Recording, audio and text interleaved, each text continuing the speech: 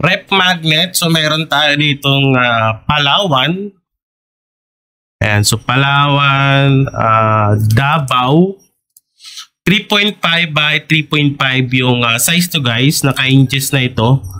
So meron tayong Laguna, Pangasinan, Baguio. Ayan. So meron din tayong Samar. Ayan, so Samar, Manila. Sa mga naghahanap ng ganitong ref magnet, so meron tayong pwedeng pang-collection nito. Ayan, Nabutas, at Palawan, Cagayan de Oro. Ayan, sa mga naghahanap ng ganitong collection para sa ating ref magnet, so add to cart nyo na lang guys dyan sa ating orange app at dun sa black app natin. So check nyo na lang dyan sa ating link kung saan makakabili or makaka-order ng ref magnet natin na ganito. Ayan o. Ayan, so ididikit nyo na lang siya sa ref nyo. So meron din tayong Bulacan at Cebu. Ayan, so marami naman sa pagpipilian. Tignan nyo na lang doon kung ano yung gusto nyong ref magnet natin. At meron din tayong Cavite. Ayan. Di ba? So tignan nyo na lang guys sa mga gustong mamili ng ganitong ref magnet. Ayan o. So meron siyang effects.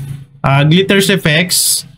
Or glossy or matte. So depende dun sa inyo guys kung anong gusto nyong effects niya para sa ating ref magnet.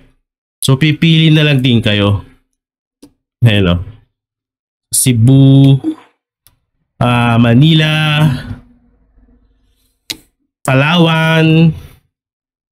Ang ganda to pang regalo, pang giveaway, di ba?